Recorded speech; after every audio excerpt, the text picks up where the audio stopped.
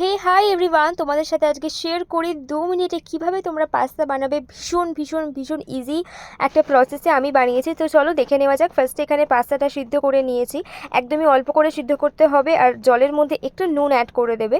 তারপরে এখানে একটা প্যান নিয়ে নিয়েছি, প্যানের মধ্যে রিফাইন্ড অয়েল দিয়ে তেলটাকে ভালো করে গরম করে নেওয়ার পরে একটা গোটা কাঁচা লঙ্কা দিয়েছি, বিকজ কাঁচা লঙ্কা যদি কেটে দিতাম তাহলে কুচি কুচি করে দিলে কি বলো তো ঝালটা বেশি হয়ে যায়, আর আমি ঝাল খেতে একদম পারি না।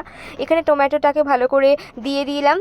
আমি যদিও এটা কাটতে পারিনি, কারণ আমি একদমই কাটাকাটির দিকে একদমই কি বলবো কাঁচা, আমি একদমই কাটাকুটি কিছু করতে পারি না। তো যেরকম ভেবে পেরেছি ওরকমভাবেই কেটেছি। তারপর এখানে সসের একটা মিক্সচার রেডি করেছি। এখানে তোমরা দেখতেই পাচ্ছ বিভিন্ন রকমের সস আমি দিয়েছি, red chilli sauce, soya sauce, green chilli sauce, tomato ketchup দিয়ে একটু ওটার সাথে একটু ওয়াটার অ্যাড করে ভালো করে সসের মিক্সচারটা রেডি করে ওটাকেও দিয়ে দিয়েছি। তারপর এখানে পাস্তা মশলা ইউজ করেছি। তো এটা একদমই পাস্তার স্বাদটাকে ভিন্ন দিকে নিয়ে চলে যায় মশলাটা অ্যাড করার পরে। তো তারপরে আমি এটাকে আরও একটু স্পাইসি করার জন্য আরও যা যা কিছু মশলা অ্যাড করেছি, সেটা হচ্ছে একটু ধনের গুঁড়ো, একটু জিরের গুঁড়ো, তারপরে একটু চাট মশলা অ্যাড করেছি, তারপরে ইউজ করেছি হচ্ছে কাশ্মীরি লঙ্কার গুঁড়ো, এতে কালারটা ভালো আসে এই আর কি। তো এক হাতে ক্যামেরা করছি, এক হাতে রান্না করছি, এভাবেই আজকে রেসিপিটা শেয়ার করলাম তোমাদের সাথে। দেখতেই পেলে উইদাউট চিকেন উইদাউট ভেজিটেবলস কালারটা ভীষণ সুন্দর এসেছে আর খেতেও অপূর্ব হয়েছিল।